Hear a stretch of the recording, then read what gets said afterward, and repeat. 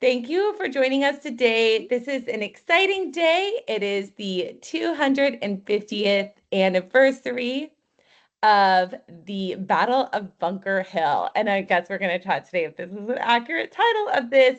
And of course, this has been debated basically from the moment that this happened.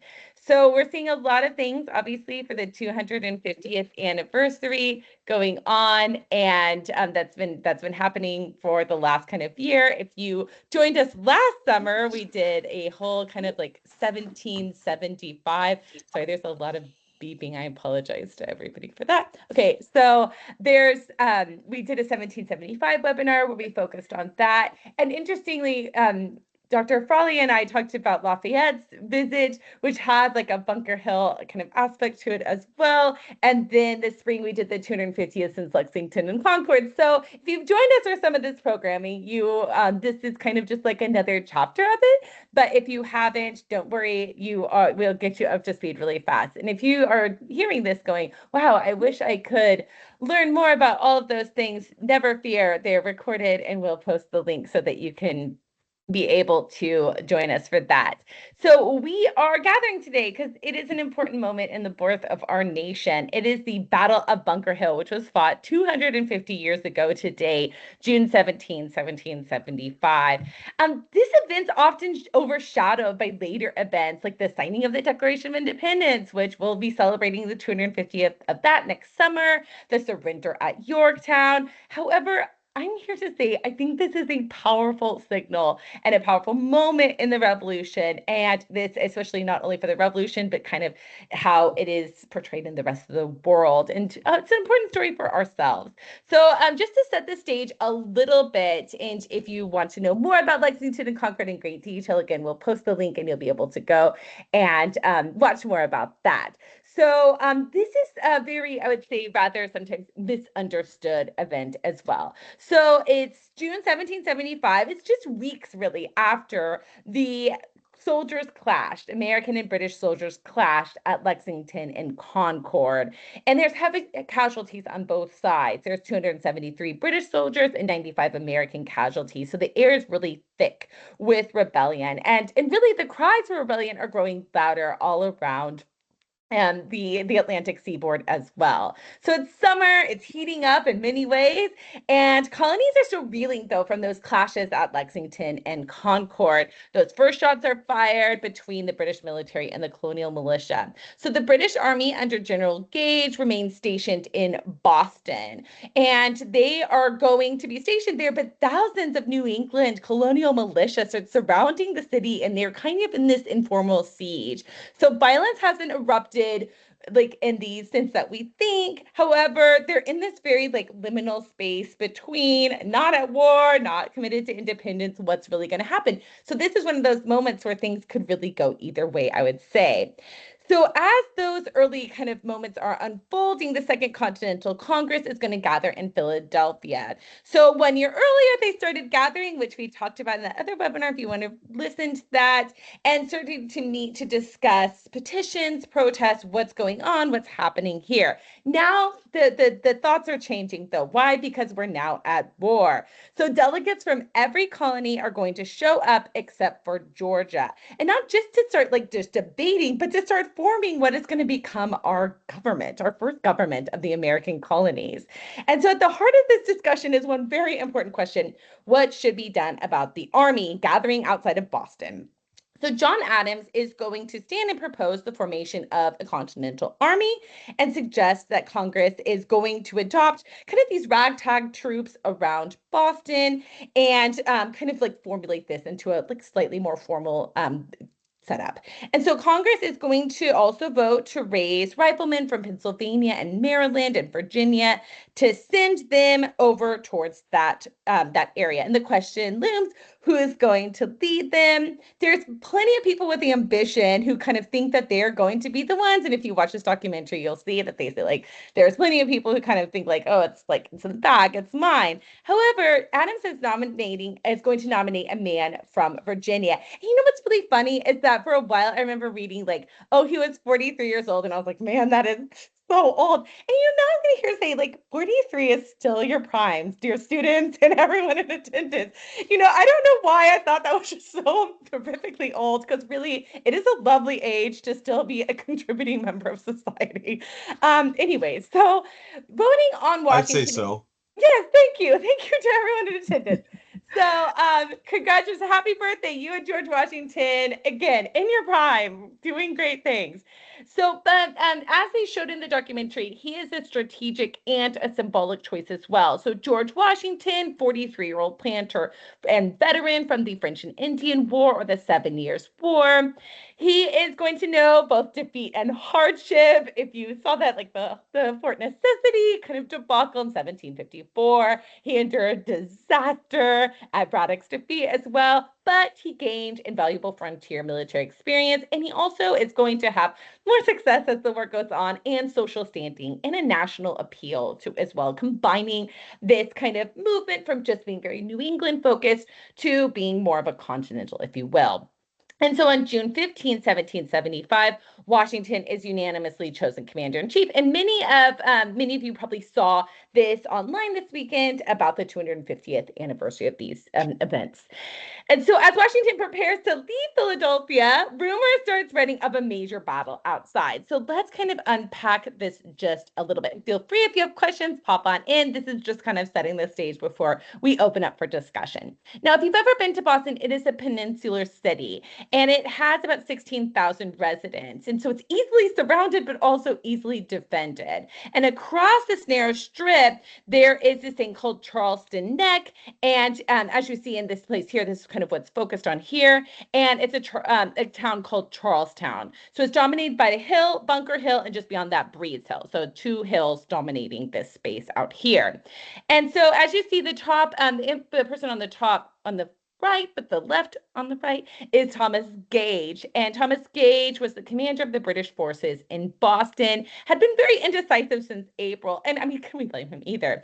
So he disarmed Bostonian citizens. He doesn't really impose full martial law either. London is going to lose confidence in him and send out three generals, Burgoyne, Clinton, and Howe, and you see Howe on the right there. And so on June 13, they decide that they're going to seize Dorchester Heights outside of the city, break the rebel siege of Boston, but Americans are going to strike first. Yay for us. So on the evening of June 16, about 1,200 colonial troops crossed Charlestown Neck with orders to fortify Bunker Hill, which you're going to see here in this map. And under Colonel William Prescott and Israel Putnam, they passed Bunker Hill and fortified Breeds Hill, a tactically brilliant but rather debatable choice. And by dawn, British could see these American defenses clearly from Boston. So they're going to start shooting from these ships out on the river. It's going to be rather loud. So sloops like the Lively open fire, joined by the Glasgow and the Somerset, very loud, but doing pretty much little damage to the fortifications there. So General Gage is going to hand tactical command to Howe, who we see up in here, who decides on a frontal attack across the Charles River. So around noon, Howe's going to land 1,200 men, and he's going to be reinforced, and altogether 2,500 British soldiers will face off against 1,500 entrenched colonials. So British soldiers, many of them have a lot of experience. They're battle hardened, believe that the colonials wouldn't stand a chance, but the Americans will wait. Their officers said, hold fire. And of course, there's this like iconic statement, don't fire until you see the whites of their eyes. Some people say it was Colonel Prescott, others say it was Israel Putnam, others say this was never said at all. I like to believe it was said. I think it's the iconic and beautiful line, don't fire until you see the whites of their eyes. And it's going to go down in lore, and I like to accept that as canon then. So the Redcoats get into rage, and they just unleash a devastating volley on the British, and the British will fall back. The second is going to have a similar result. The Americans will hold with that second attack. And on the third charge, they decide to strip their packs. And they had about, like they said, 100 pounds of gear. And I don't know if any of you have kids. I have a toddler, and she's about 35 pounds. And I carry her around sometimes, and my arms just get so tired from carrying around this thing, 35 pounds. And I can't imagine carrying around that much gear and trying to like go up a hill and stuff. Like, I'm sorry, I get like a little winded just going upstairs like without anything else. So there you go. And then Henry Clinton shows up bringing much needed artillery. The third time the Americans are running low on gunpowder. They're going to be firing back with like rocks and throwing rocks down and stuff. So at this time, they're forced to retreat. The British are going to advance as far as Bunker Hill. So you see they're going to dislodge, advance as far as Bunker Hill. But at that point, they are going to be exhausted, technically victorious, because in 18th century warfare, it's about who holds the ground. And they don't pursue beyond that. So at the day's end, there's 450 American casualties. Oh, here's the different charges. Sorry. 450 American casualties, 150 of them were killed, but the British are going to suffer much worse. 1,000 casualties with 225 killed. And more than half of British officers wounded in the Revolutionary War were hurt on this very day. And of course, again, the other iconic like statements like one more such victory and we are defeated, whether or not this is actually said, again, debated.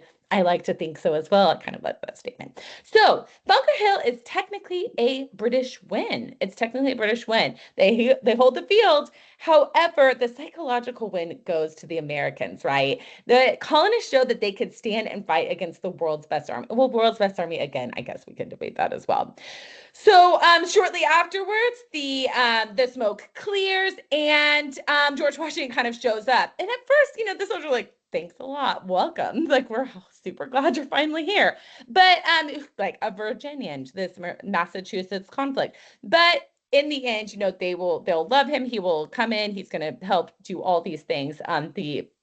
Yes. So the question now is, so the Battle of Bunker Hill may have ended in retreat, but it's the first proof, I would say, that the fight for independence had truly begun. And again, maybe you'll say no, like St. Anne of Concord, and then maybe you'll say no, it's this moment, or maybe it's another moment. You're going to say that's it. It's neither of those. It's something else.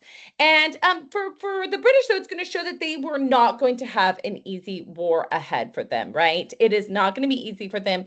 It is going to it is going to be longer and more difficult than maybe they had said. They thought, we can just march all across, up and down, left and right. Nobody will ever stop us. And this is kind of like, maybe not. And it showed that even this improvised militia could fight against then this army. And that's an important thing to think about, right, as well.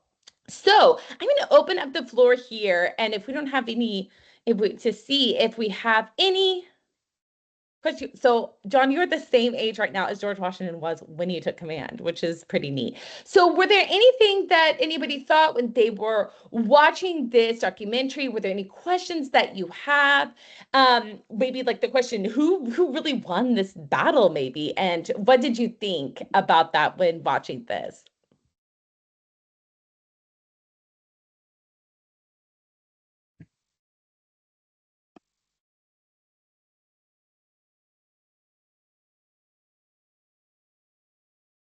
I can chime in if Yes, go ahead, Stacey. All right. So I thought that it was really interesting too. There were several things about the documentary that I enjoyed, and I also think it's really cool that this does seem to be a psychological victory for the Americans, even though strategically they didn't actually win. It did show them that they are capable of doing some serious damage and being very competitive in this war. But there were a couple of things that really caught my attention. And one was the way that it highlighted George Washington's humility versus his ambition, because a lot of times he's really portrayed as this incredibly humble person who could have never imagined that he was going to be chosen for this role. But the video really showed that that wasn't necessarily the case. He was, dressed for this role. It was clear that that was something that he was actively working towards. And I was just kind of wondering, how this video, if for those of you who got to see it, how did this compare to your ideas of George Washington and like what he was, what his personality was like? Hey everybody, if I could join in. For me, I would say his personality was like a lot, like, very determined, I would say, because when I watched it and I heard how to get his men in shape, he whipped them like 30 lashes to the back. Like, you're gonna get this right, So I was like, kind of was taken back by that. Yeah, that was pretty shocking to hear about corporal punishment, but it's good information for sure. Yes, very strict. Let's see.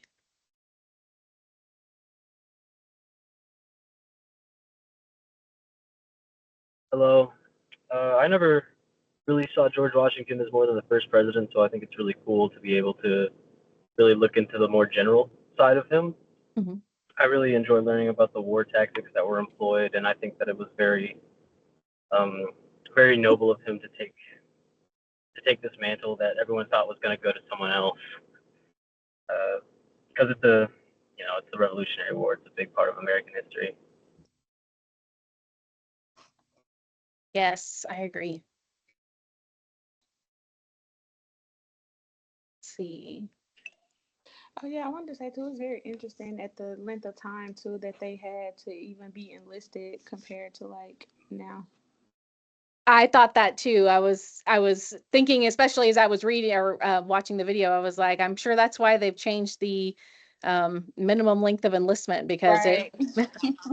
I can't imagine Right. trying to fight a battle with people who had absolutely no experience whatsoever or training or anything Right. else.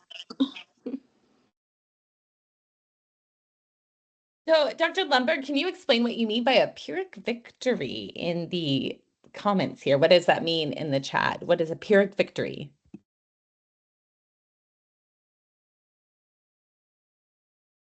Yeah, so a Pyrrhic victory is just it comes from Greek history, and it's a victory. You win, but it's not worth the price you paid. In other words, you technically won, but you actually kind of lost.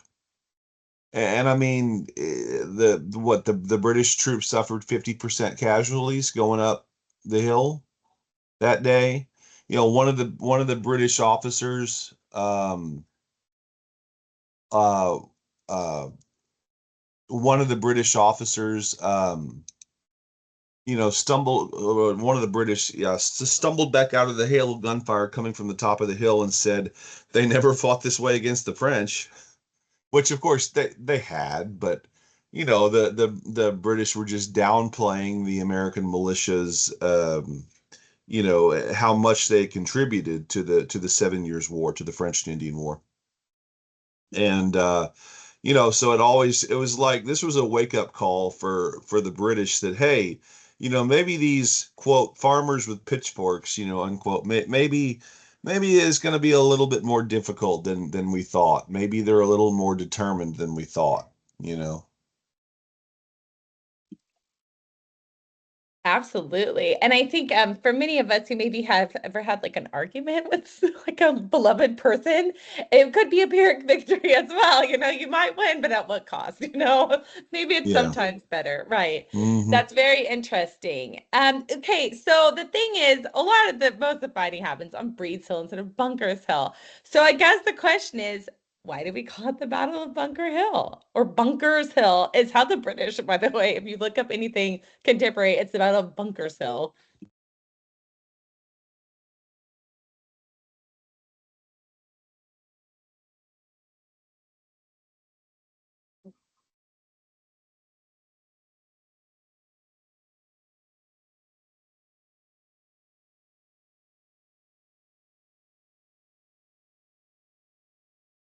It was just that was just a question about like how do we end up remembering things and why do we think that these things end up maybe getting rather erroneously going down, and can we trust in the historical record if this is what it's called when it isn't even really fought mostly there?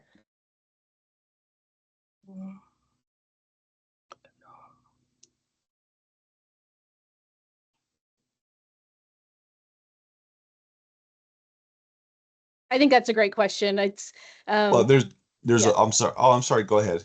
Oh no, you go ahead, John.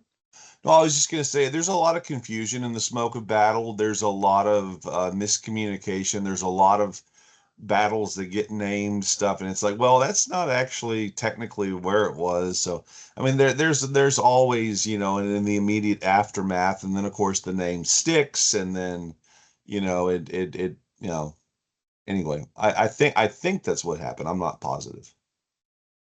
Yeah, and I know there's the old saying that the winner gets to, write the history, but I would also say sometimes just the first person to write something down and share it is the one who gets to write the history, or it sticks.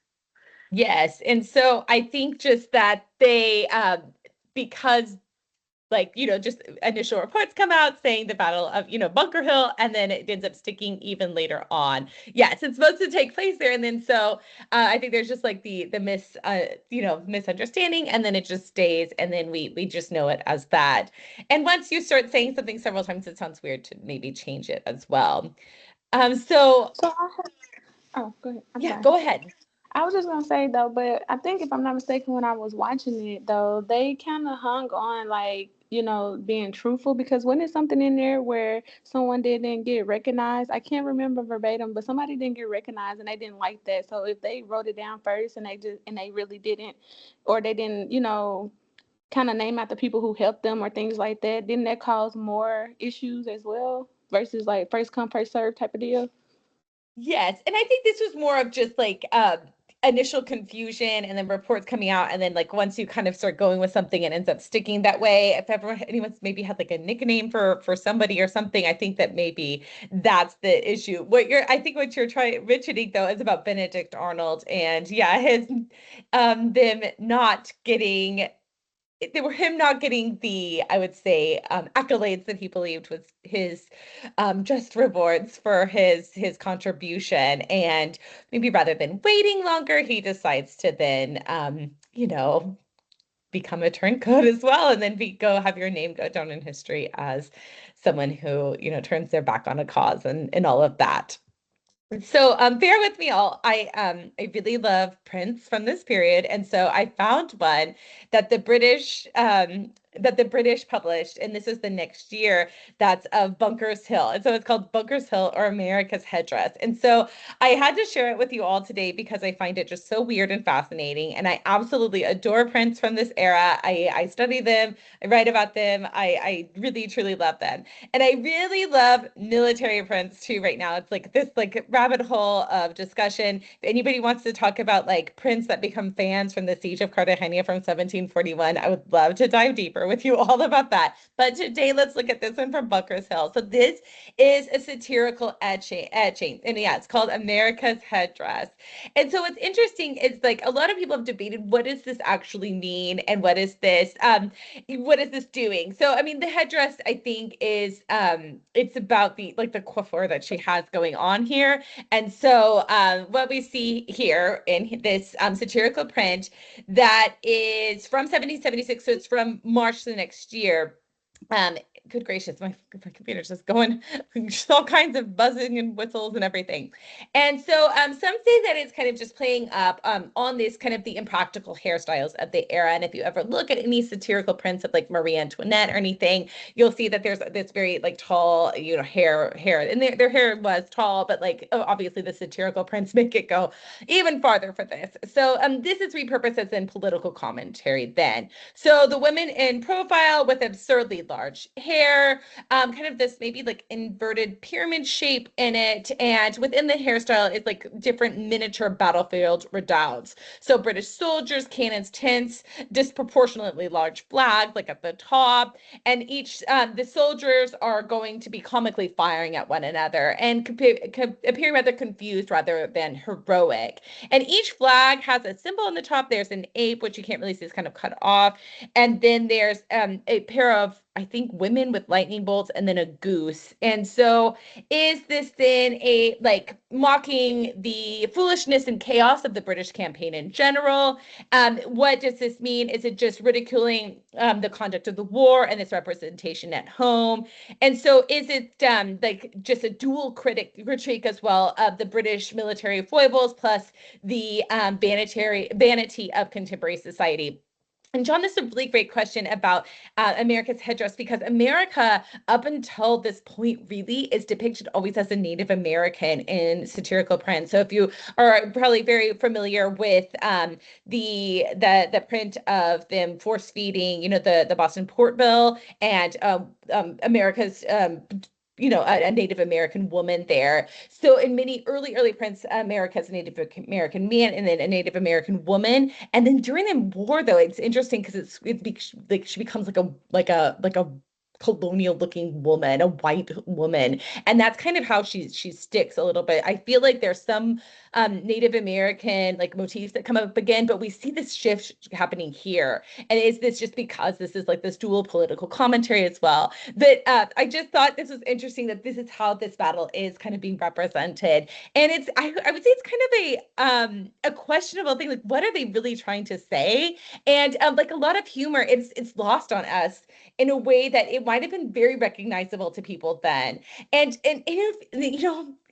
here, I'm just going on a side note, but even me as getting a little older now, when I would teach like a dual credit class, sometimes my own humor is lost. And my niece is 16, and she'll sometimes show me like a video or something on TikTok, and she's thinking it's funny, and I'm like, I don't get it. So even I guess like generationally where some humor is lost. So much of it, I think, of what may have been like very apparent to people could be lost on us now.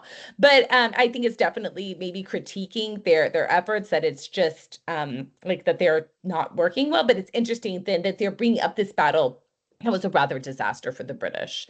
Any questions or thoughts about it? No, it's a great cartoon. It makes a lot of sense. I mean, I guess that's why, and correct me if I'm wrong, that Benjamin Franklin dressed as he did when he was in Paris Right. as an ambassador for the United States, because the French had this preconception of Americans as either indigenous or just Rustics. complete, rustic country bumpkins, right? Yeah, absolutely. Provincial. And I Yes. mean, Franklin's a member of the the London Philosophical Society and everything else, Very and so wealthy. yeah. But he's like, hey, if that's what they want to see, if that's what they think, then that's what I'll show them. Yes, but it is Makes sense. interesting because we do see there's still prints where America is depicted as a Native American still, even past this. But I feel like this is like this kind of transitional moment where we start seeing her depicted then in this way. I would say in like this like a slightly different way. So it is interesting. I feel like that's a dissertation right there probably as well, of how these prints are depicting America and like personifying Oh her. yeah, the symbolism in cartoons at this time, absolutely. There is a whole dissertation or book in that for sure. Absolutely. But I know I studied this print about the Battle of the Saints, and it comes out in like 'I'd say it's 1782 at some point, and America is still depicted in the early 1780s as a Native American. But the stereotypes for each country or each of the like belligerents that Britain is fighting. So like, there's going to be the Spanish, the French, America. They're each very like in these stereotypical forms in it. So Well, yeah, I mean, look at yeah. how the British depicted their other colonies, India and places like that, and it's very similar with the nativism, the racism, the just looking down on the colonists. Right. And then also I think to get symbols that are readily apparent for a crowd that might not always be super literate, but you still want to be able to buy your prints. And so your prints have to be read by people who not only like can read but can see something and like get the images of it as well. So yeah, that's it's very fascinating. And so I think that this is interesting because contrasting this, we have another image that is going to be American driven that comes out a few years later, and that is the infamous painting by John Trumbull that's part of this whole series. I just need to turn off my email because my goodness, I like just the constant noises, and it doesn't matter no matter what. More comes out. Okay, so I think I turned it all off. All right, so this one is by John Trumbull. Many of you have probably seen a lot of these in the series of paintings that he did. There are a lot of famous moments from the American Revolution, including the infamous one of the signing of the Declaration of Independence. And so this one is called The Death of General Warren. And this is like a super extra painting. And it's kind of like the beginning, I would say, like of American myth making, the romantic kind of view about our own struggle for independence here. And so this is painted in 1786. So the next decade, the years later. So it's looking back and remembering this event. So we shouldn't see this as like an accurate portrayal of what a battlefield actually looked like during the time, but how we want to remember these events and how we want to immortalize them. So it's this defining representation of this early public memory right here as well. And so it's a decade afterwards, and it's like I would say like trying to show something that happens during a battle with dramatic flair at the same time. And so it's this like beginning of a visual culture of American independence at the same time. So at the heart of this composition is Dr. Joseph Warren, who was a well-known Bostonian physician and political leader who had been appointed a major general just days before the battle. So his death, as he's lying, dying in the arms of his compatriots and comrades, is portrayed as very noble and borderline like Christ-like. If you see a lot of the paintings of like the Lamentations and stuff, this has a very similar iconography to like a Baroque paintings of a Rubenesque moment of like a lamentation of Christ. And so it's showing then that he is a martyr of the revolution, right? It's making these American heroes. We're making our new American heroes with these moments here. And in doing so, sanctifying this revolutionary cause at the same time, giving it this moral clarity. And so it is a group portrait, though. There's a lot of different figures who are present here. Several historical figures appear in the scene, including a British Major, John Small, who was an officer who was said to try to prevent Warren's death. Others are going to say that that didn't happen, but it's oh, I absolutely. Yes, flair for the dramatic remains. Yes. And so the scene is likely very fictionalized. However, it adds moral depth, but also I would say gives a like the enemy isn't shown as being like barbarous or anything. They're shown as being there, and yes, this happened, but not as like a true enemy. And I would see like this is like this again a moment in the 1780s then that maybe might not have happened in other times when we're not as angry with the British. We can maybe present some of them as rather noble as well. So John Trumbull studied under Benjamin West, who is going to be very influenced then by neoclassical painting, and it definitely reflects that here. And so what I think is interesting is this is showing this national myth making and how Bunker Hill is brought up again as this foundational moment of the revolution in the decade following, and showing then patriotic sentiment, but also as part of then this canon of important moments. And I think that that's why we remember it still today, that we are centering a figure's death, yes, but also that this idea of revolution was righteous, and the idea that freedom is also earned through suffering and bloodshed with this moment as well. And this is on display at the Museum of Fine Arts in Boston, but also there's a lot of other copies of it in many other places. I believe let me look, the Capitol Rotunda has a lot of these, but I can't remember now. Someone look this up and tell me if that's true. And so showing then how Americans understand the revolution. So any thoughts about this painting here?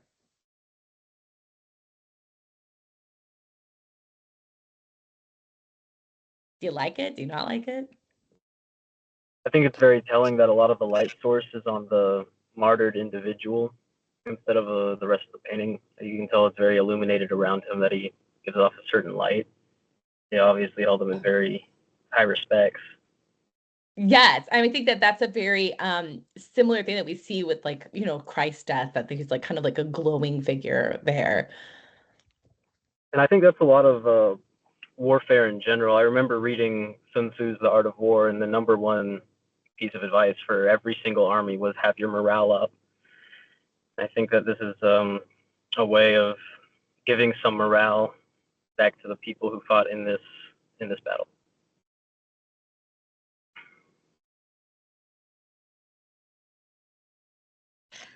For me, when I see these paintings, it's not like they were posing, like they actually capturing this in real time. So like it just kind of blows my mind. So when it's sitting here catching these moments while all this is really going on, like that's just it's wow.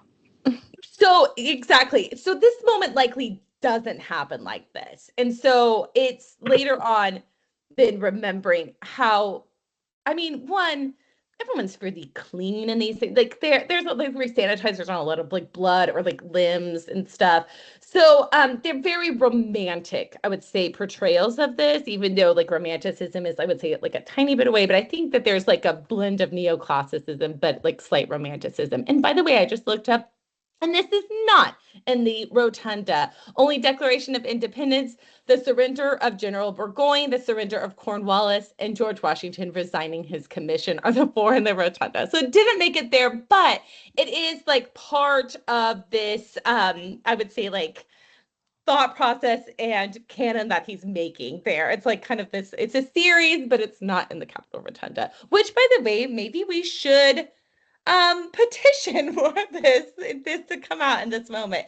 And I wonder if people are going and paying like a pilgrimage to see it today in the Museum of Fine Arts in Boston. And if you haven't seen it before, I hope that someday you'll have a chance to go to the Museum of Fine Arts in Boston. It is one of, I would say, many really amazing pieces that are there about the founding as well.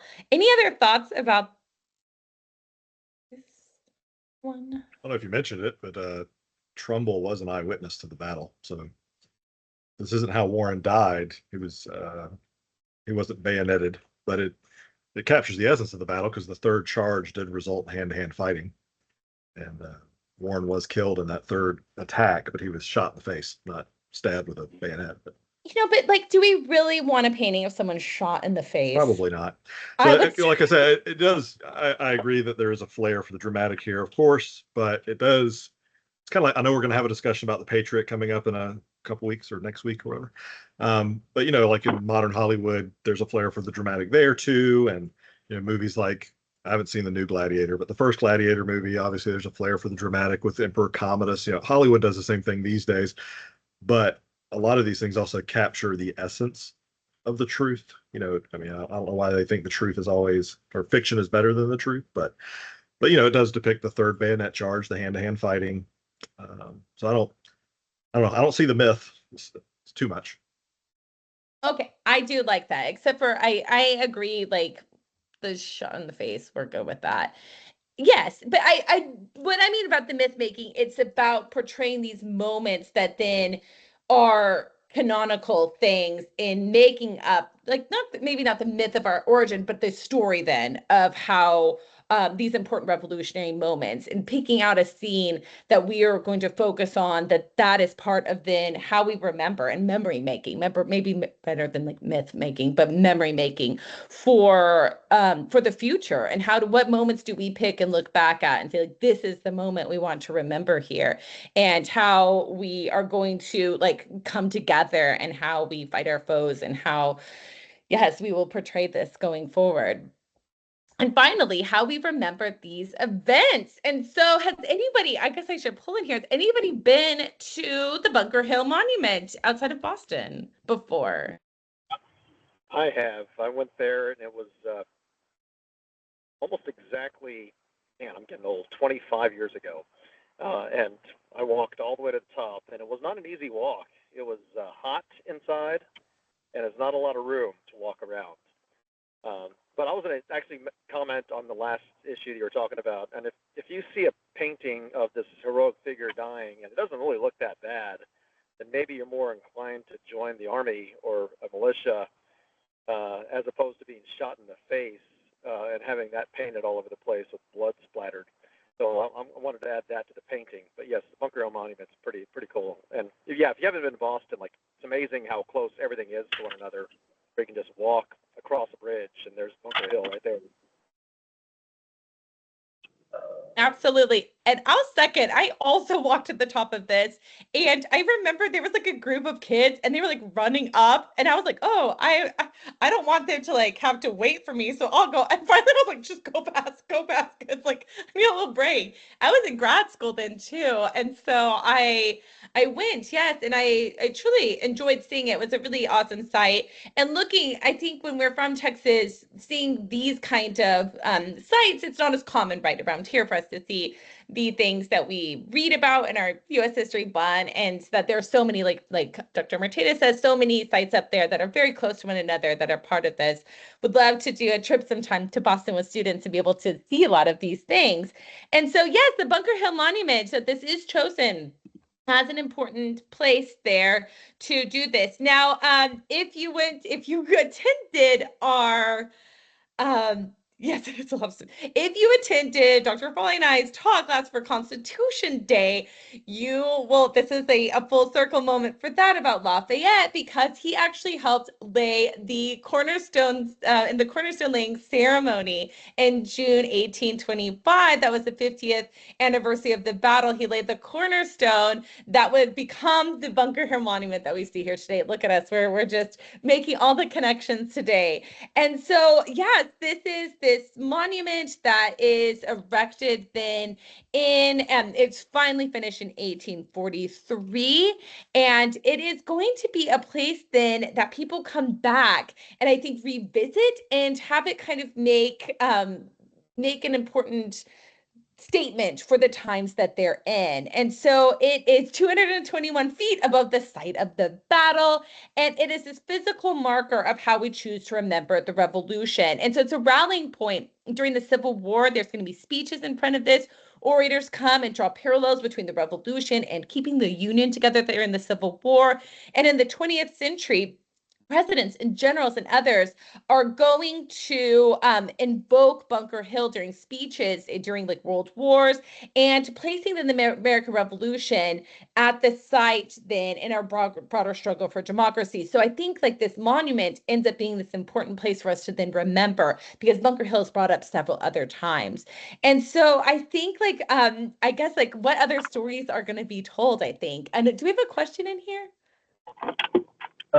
Yes, I wanted Yes. to ask, do you think, in regards to the painting and the monument, do you think that it's more important that we have the spectacle, or do you think it's more important that we illustrate what actually happened? Like the painting, that's not how he died, that's not how he should have died, or in the painting, but do you think it's more important that we have that kind of glory, or do you think it's more important that we're historically accurate?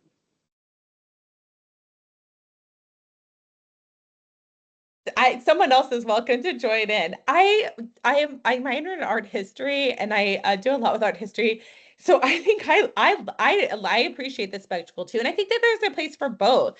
I think that we need to see things that are, moving and all of these things, and then we can interrogate them with the historical record as well. And these make this really lovely moments for us to talk about, like maybe the difference between these. And I think there's a place for both. I don't know. Does any of my colleagues, any of the students disagree? I would Yeah, agree. I'll add in. Go ahead. Yeah, Stacy, it's my turn. I'm just kidding. Um, I minored in art history for my undergrad, so I have my own opinions on this too. Yeah, the art has a purpose, right? Art always has some purpose, pretty much.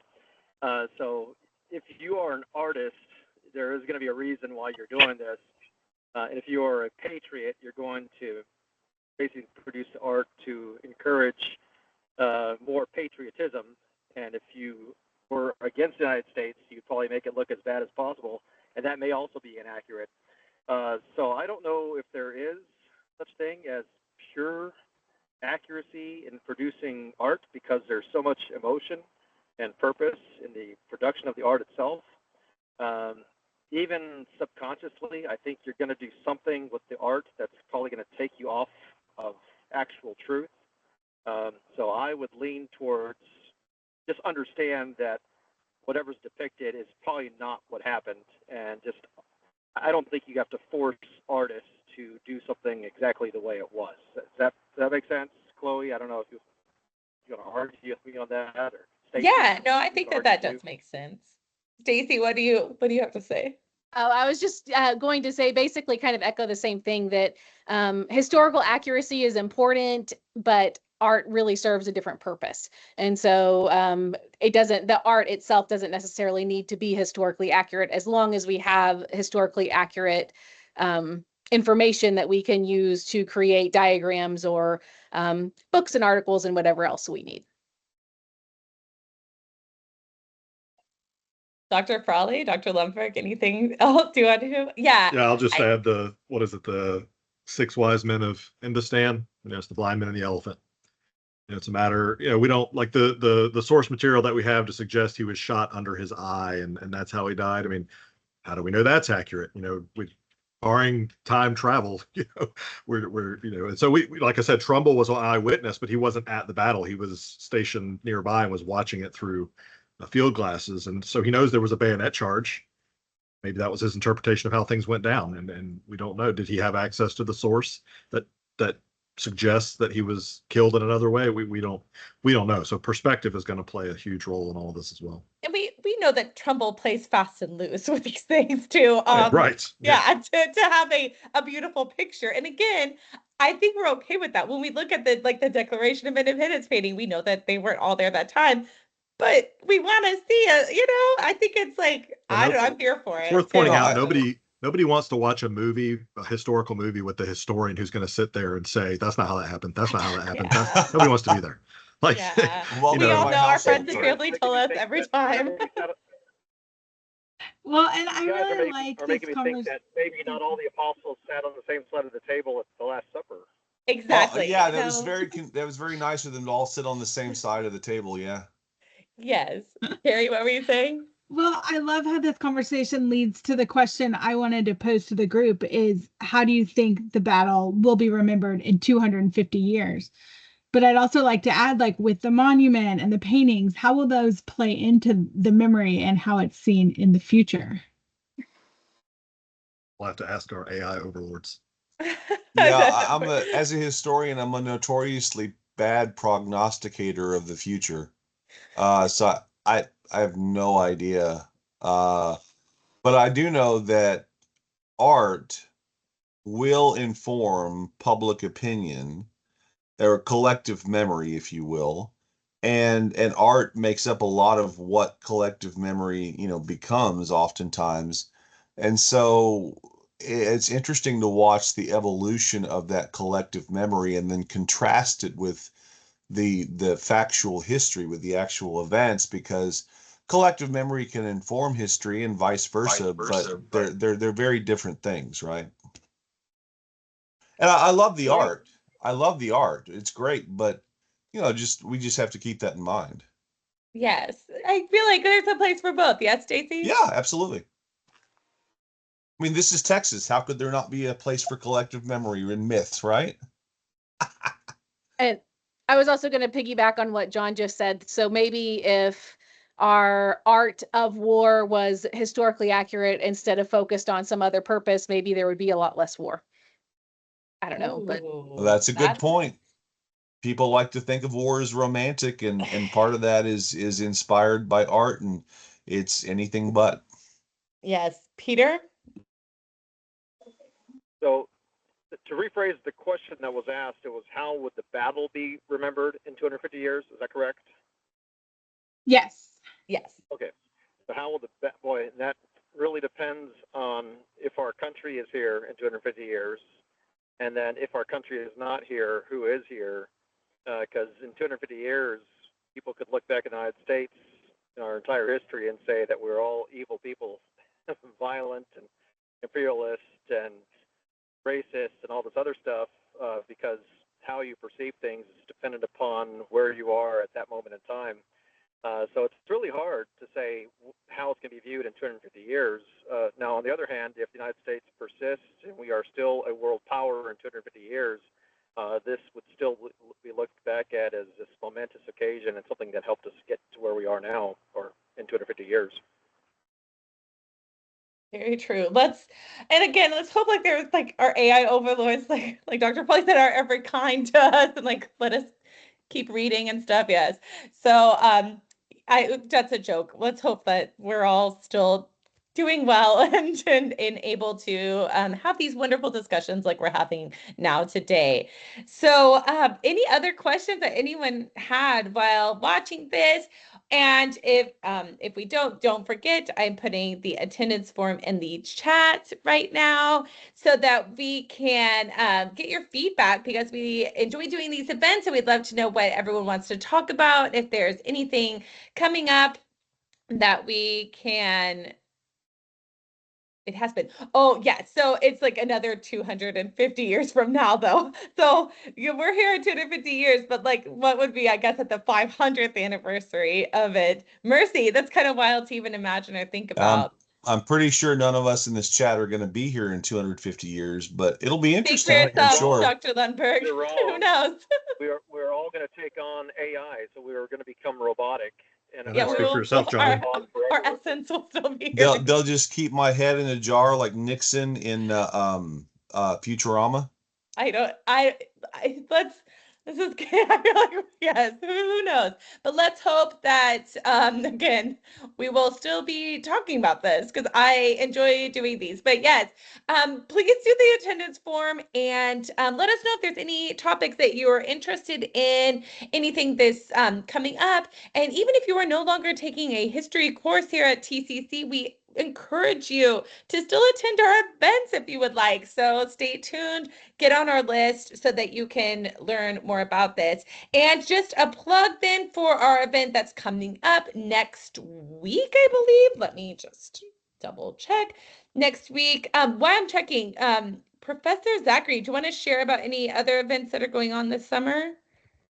Yes, I have shared, and I can copy it in here, some museum exhibits that connect widely to history, which of course is great if you're taking a history course or another course.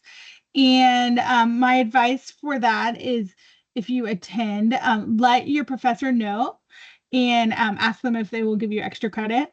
I know I asked my students to send a photo and a little blurb of what they learned. Thank you. Thank you. Okay, so Thursday, June 26th, next Thursday, is our discussion about the movie The Patriot. And so hopefully you all will join. I am very eager to speak about this movie.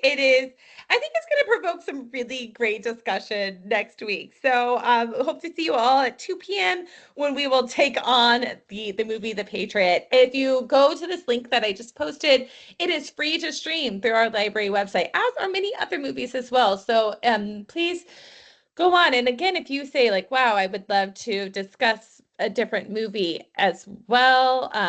Thank you. Professor Zachary posted other things that are going on. I think they're also on the Google site as well about the things that are happening this summer.